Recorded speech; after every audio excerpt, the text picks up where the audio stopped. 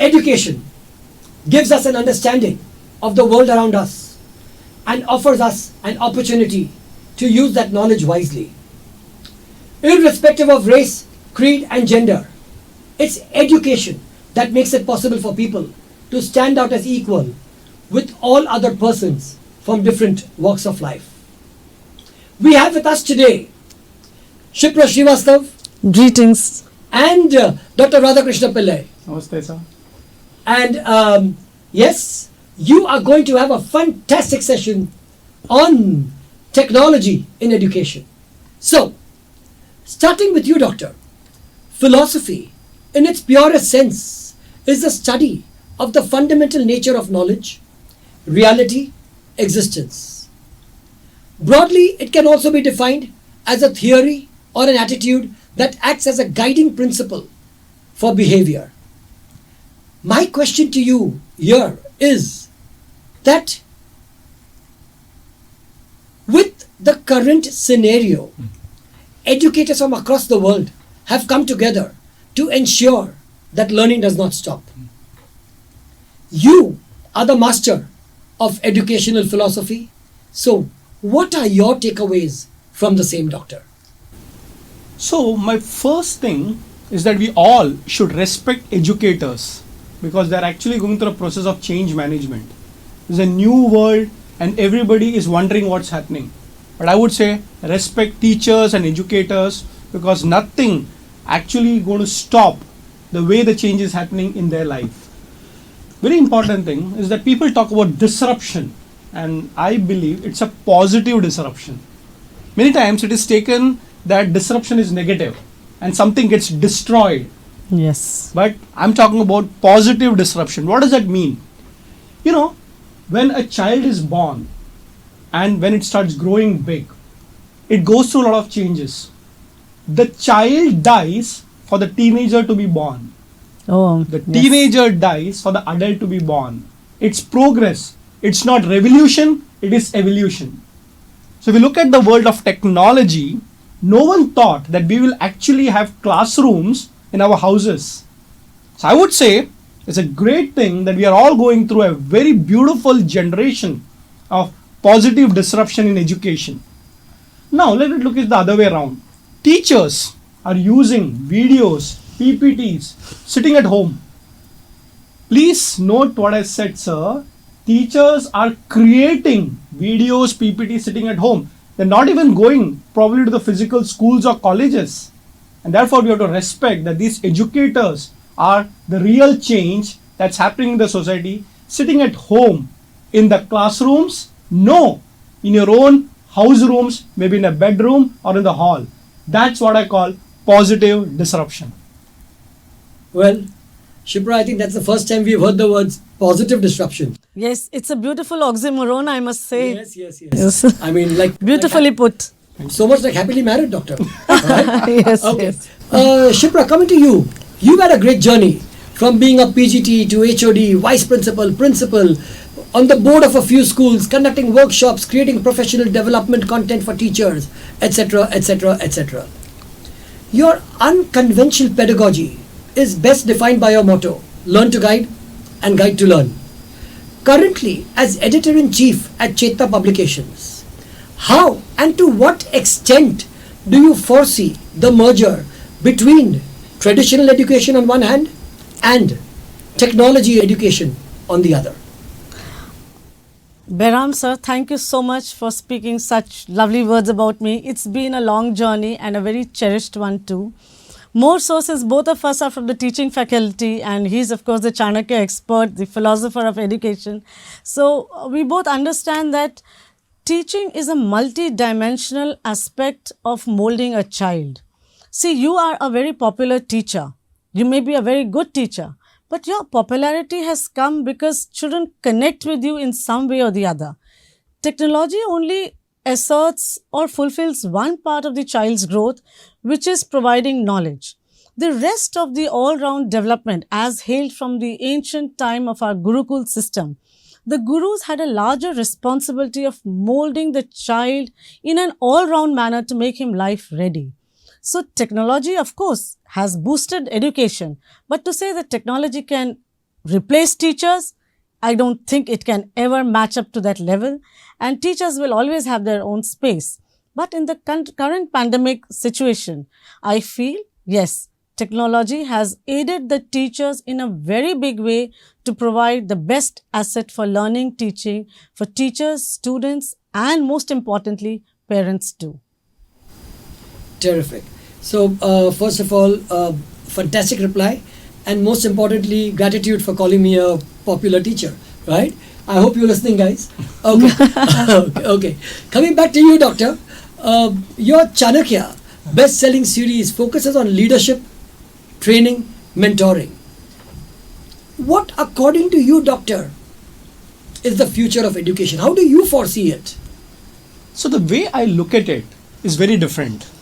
The future of education will be a mix of physical and digital. And we already are seeing this happening in every field. Why only education? We are seeing that happening in the corporate world. We are seeing that happening in the governments. I work with the governments very closely. And I was quite surprised that most of the big meetings, policy meetings, are now held over webinars. So you don't have seminars, you have actually webinars. And even look at weddings where only 50 people are called, but everybody wants to participate. And in a country like India, the question is not how many people you call, but how many people you cannot call. So the future of the whole world is physical and digital. So if 50 people are attending the wedding physically, there are 500 people attending digitally. Same thing goes to the field of education. I think the whole pandemic had a positive disruption, as we just mentioned. Yes, we are back to that again. Yes. But the interesting part is that the teachers have mixed both. How many of the teachers actually are technocrats? But they tried it out. They made their own videos sitting with the simple mobiles. And those people who could not afford a mobile got and bought a mobile for the child to actually attend a class at home. So it's going to be definitely a mix of physical and digital. The next question that you asked, Bairam sir, and a wonderful question, is about leadership. You know, we've been a country that has been taught about followership more than leadership. And Shipra ma'am very beautifully pointed out about the Gurukul system. You are future ready, not job ready. Yes. Wow. So what we have to understand is that every child, he or she, has got a leadership quality in him or her. So can we, the educators, saying that, okay, you're not just coming into an examination system, you are actually part of an education system. And therefore, leadership should be the key for future educators. Well said. And last point, teachers, as she said, cannot and should not be replaced. One is cannot. How can you replace a human being with a robot? So it cannot be replaced, but at the same time, it should not be replaced. Please, parents, make sure you demand. I would go to the extent of saying parents should demand that technology should be there, but teacher is most important in education. Fantastic. Like it will be inhuman to replace the human. All right. Very nicely put. So, technology, as you would correctly say, is at best a fantastic enabler. Yes. Yes. Right. Shipra ma'am, coming to you now. In continuation of my previous question, self-paced learning is another huge advantage that students enjoy with the emergence of technology. There are some students we know who take considerable time to absorb an idea, right? So, don't you think that it's important that technology here steps in? And do you think that the judicious use, not just random use, the judicious use of technology may actually end up bridging that gap, that huge divide between the haves and the have-nots in education? Very well said. See, what happens is a self-paced learning is a very important concept nowadays. People are very conscious about the, when in previous years, children were not given the kind of respects that we used to give to the adults. But today, we respect children. We think about their well-being, not as to what I want to teach, but as to what is right for them to learn, how much to learn, when to learn, so that learning is a joyful experience for the children. Many of our students just lose interest in studying because they are pressurized into learning. So self-paced learning is actually the key factor which will bring about a comfortable and a joyful learning for the child. Every child has a different learning ability. Some children will grasp at one go, some need multiple kinds of revision.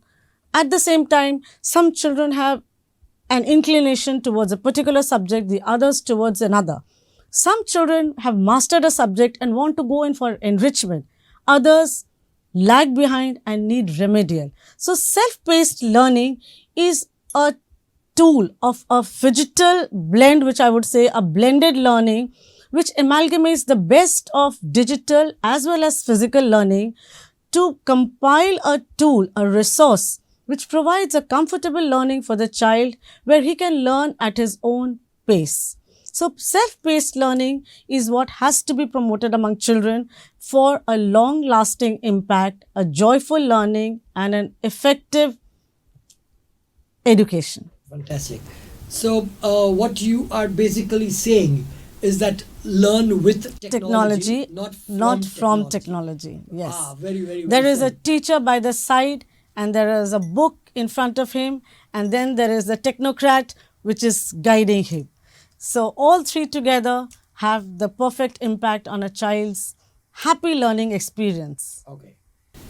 Terrific. I'm sure that all parents and teachers must be applauding you right now, right? Hope so. For what you have said. Doctor and Shipra, I'm going to throw this question open to both of you.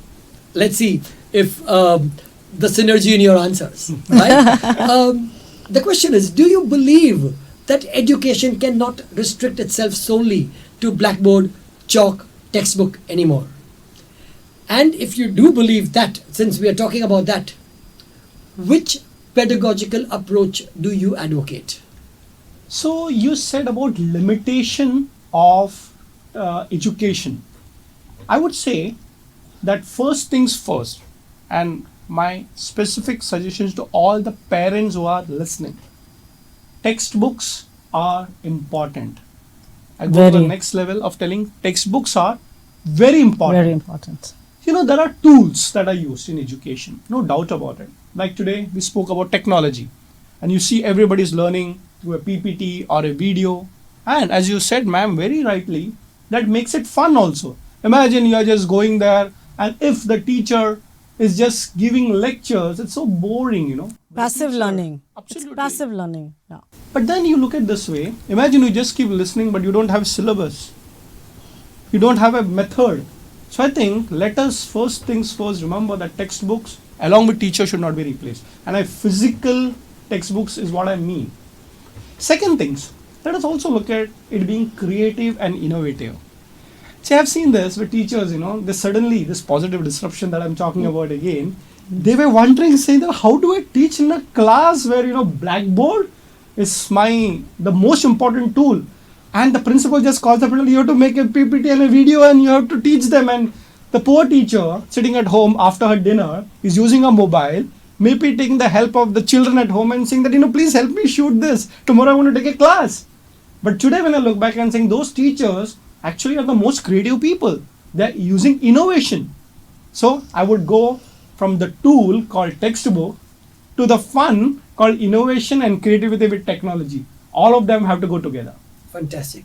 So maybe in dire circumstances like the pandemic, replace the blackboard, but never replace the textbook and the teacher. No way. The two T's remain where they are. Absolutely. So that's his take. What about you, Shipra? See, like I would say, like education has evolved. The teachers too have evolved with the education, keeping pace in providing good quality teaching, which is the need of the hour. So, like Dr. Radha said, teachers had a very, very mundane looking picture. When you see community helpers, typically a teacher will be one with a chalk and a blackboard. But the image of teachers has changed. And thank you, my teaching faculty, for bringing about this change. Nowadays, we see teachers with laptops and many other learning tools, and especially the digital resources provided by a lot of technological support that we have. So the new learning trend is actually inclined towards a digital and physical blend, which is we can call it as the blended learning or the mixed mode learning. Of course, and for taking forward your question as to the pedagogy. Pedagogy is the best way in which a teacher teaches the child. Pedagogy is not in isolation considered to be just the teaching methodology. It actually combines of three different aspects. One is the teaching, second is the feedback, and third is the assessment. The modern day tools actually promote all three of them, and parents get a good feedback, the child himself gets a good feedback, and the child can assess himself, and actually we help the child to become a self-learner who can assess his progress individually and independently. For teachers, I would say, like pedagogy, we said, Howard Gardner's pedagogy is a very, very established pedagogy of multiple disciplinaries. Yes. But the approach to pedagogy, if I may say, are still the 5 basic, which we have and we teachers should follow. And I'm grateful to the digital resources which has really helped us escalate this process of making the pedagogical approaches very, very refined and user-friendly. So the first pedagogical approach which I like is the constructive approach, where the children actually make their own material and they learn from it.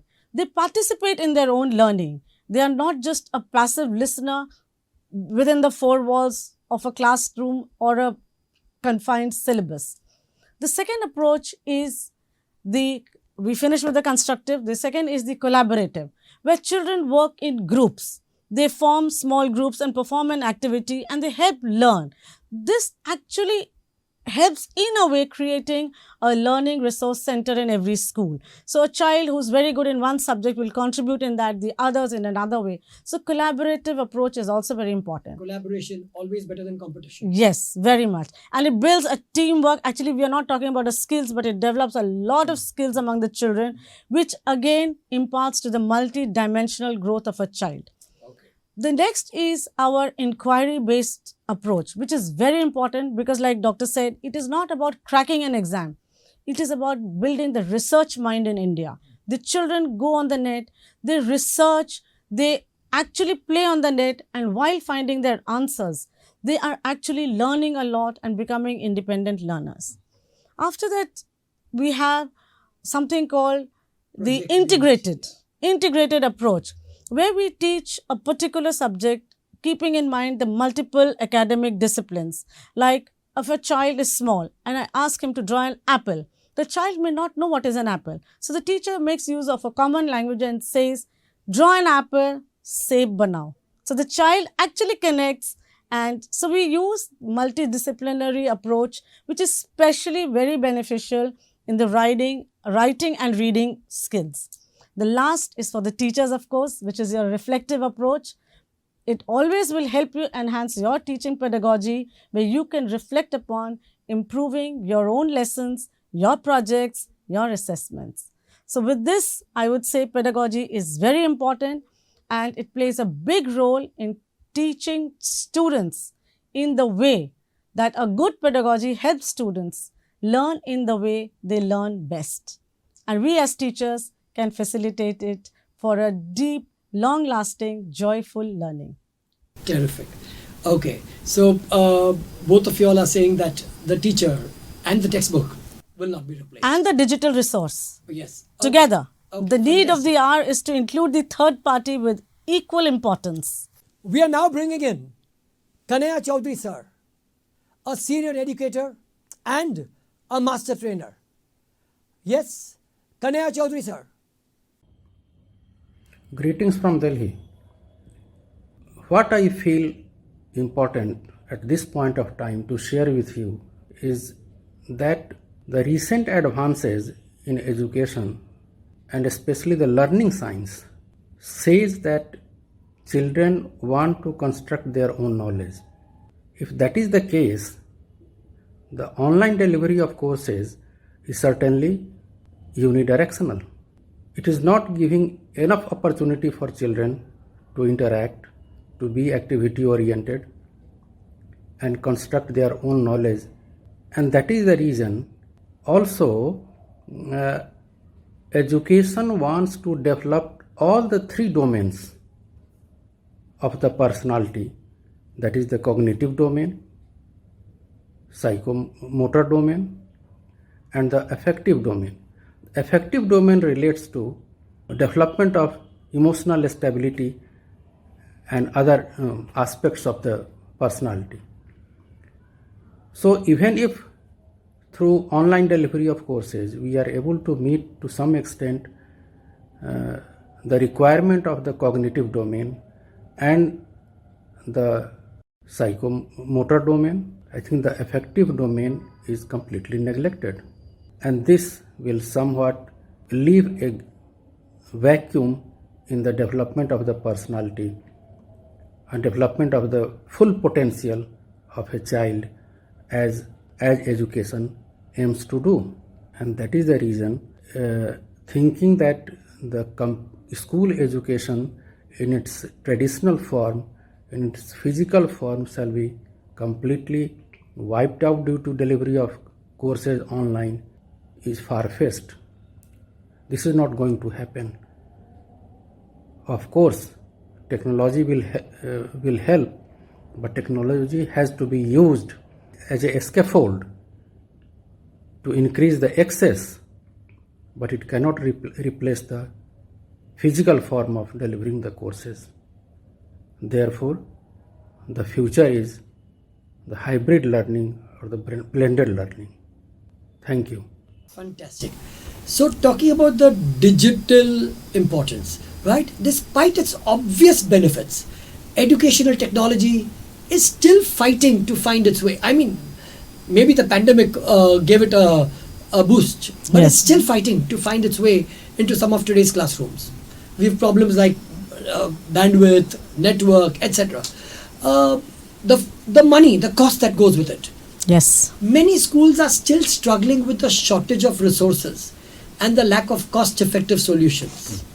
So, Doctor and Shipra, again to both of you, how will the optimum use of the technology available to us integrate the above into day-to-day learning? So my simple answer to this is that anything that is new will have its own teething problems. So if you're talking about these issues, I think this will be there in every place. It's not only India. I think if you go to not so developed countries, it's much more. Now we have to understand one thing. Any time and anywhere learning is going to happen. Very important. Initially, learning means you go to a particular school, there is a period, and after that you come home, play, go to a coaching class or whatever. So there is a timetable defined. And I'm sure our parents know this, teachers know this, students know this. Today you don't have a fixed timetable. And people really, one of the things that has happened in our society is we don't have actual sleeping times. You sleep at 2 o'clock in the night, you get up at 8 o'clock, and it's fine because there is no fixed schedule. So this is going to impact us in a big way. So let us look at the advantages beyond the teething problems. Okay, so I think this bandwidth problem, connectivity problem, Wi-Fi problem, fine. Let me tell you this very frankly. I have some friends who are in UK, London. You'd be surprised to know they also have this bandwidth problem. So it's not an Indian problem. Yeah, so it's the same everywhere. It's everywhere, because even if so-called developed country has been using a good Wi-Fi with good connectivity, today it's 100 times more usage. Yes. So they are also saying okay, but I am saying look beyond 6 months. All right. So what is the new way of looking at things? You can learn anything, anytime. Google search is not research, but Google can be used for research. Yes. Second, teachers also have to adapt to technology. Usually, teachers were, as you said, the blackboard, the pen and the paper and the chalk. But today, every teacher is a technocrat. Who knew about a word called Zoom? Yes. Exactly. And I'm not talking about some 5 years ago. I'm talking about 6 to 8 months ago, Zoom. So there was a trust factor. There was how to do this. And there are, of course, multiple opportunities. But today, every teacher says that, okay, get into the classroom, I have to just send you a link. Yeah. Yes. And who is operating that? Not somebody sitting out over there. It's a teacher who has to just send a link. So teachers are technocrats, along with being experts of the subject. Very well said. And also the last important point, students should also adapt to hard books. Yes. So I again believe this very positively, that you should not forget that the physical touch of a book is as important as the physical face of a teacher. So let the pandemic go away a little bit. We will see the teachers again in the school, the physical schools. But at home, make sure you have a textbook in hand. You cannot replace touch of the paper and the smell of a paper by having a nice touch screen. Okay. So that's my answer to it. So tactile learning is as important. Absolutely. Very important. Coming back to yes. Gardner, right? Yes. Okay, Shipra, Yes. the question is yours. So, like what he said, I totally agree. And the role of teachers is actually very important, because there's a whole lot of ocean of news content available on the net. Today, it is even more important and vigilant for parents, I especially say parents and teachers, to monitor and be vigilant about what the child is learning. It is very important to learn the right content in the right manner, so that children don't get distracted. And that is when I say to learn is easy, but unlearn is very, very difficult. So all the teachers faced a lot of challenges, and I feel the only solution to all of these challenges, and pandemic I feel was not a challenge, it was a catalyst to boost the revolution of education. Or in his words, Yes, disruption. positive. It acted as a catalyst to boost the evolution of our education industry. And salutations for teachers, parents and students to participate wholeheartedly in getting the education on the move without falling to the disruptions. So I always feel that the teacher is very important, but in a scenario where the teacher is not able to reach to the child, does not mean we put an end to the physical or we put an end to the traditional classroom teaching. Yes, there are ways. We can create the virtual classroom and reach it to the child through the broadband. So the child is actually in touch with the principal, teachers, principals and the schoolmates. So he is definitely not entirely out of his school ecosystem. He has the connect with the teacher, with the hard books, like he said, the writing, the hard books, the reading. They are very important skills, very important life skills, which I think children must not give up, and teachers have a responsibility to see that it is not given up. So to keep a balance between physical learning, online learning, blended learning and digital resources, I would suggest a new term which we have coined is called the phygital space. So phygital space is a perfect blend or a mixed mode learning method where we have books which contain hard paper, it contains digital content, it has a virtual teacher, as well as it has space for writing. It is a perfect solution to everything where we miss out on nothing, and education is complete in its totality. Wow. Wow. Okay, talking about phygital, right? The concept of using technology to bridge the digital world with the physical world, right? And create a unique interactive experience. 2020 has in a way incentivized educators to take their first baby steps actually into the exciting world of phygital learning, right? How would you, doctor, of course, and then Shipra ma'am, we throw it open to you too. How would you suggest or actually advocate the utility of the phygital experience in education to educators, students, technologists, teachers, everybody? So the way I look at it, Varam sir, is that baby steps is not running or flying. Okay, so every time it happens that when you're taking baby steps, you may fall a little bit, but the mother keeps pushing and say that, beta, come on, let's try. So baby step slowly starts getting into the next step of walking. Walking gets into running. So I think very important is to be ready to adapt to change. And Peter Drucker, one of the management gurus, put it very nicely. The future that has happened. So if you're thinking that technology is the future, you're wrong. Technology is the present. Yes, Okay. very So we are well back said. to the future. Very well said. Yes. Very well said. So when Samadiki, the schools will become digital, I think, sorry, you are 2 years behind. The school is already digital. Only thing is that the pandemic actually made it faster. Maybe, I'll tell you something. I'm from the University of Mumbai, and we had a vision of making all the colleges online. And I'm talking about Mumbai University, where there are 800 kind of a colleges. Some of the colleges adapted to it, but now we are pushing, or we were pushed into saying that, listen, you have no choice but to go online. And you're talking about 10 lakh students in 800 colleges. So I would say that, listen, thank you so much, pandemic. Let's regret this, saying that it's God sent with its own positive way of looking at it, saying that the future has already happened.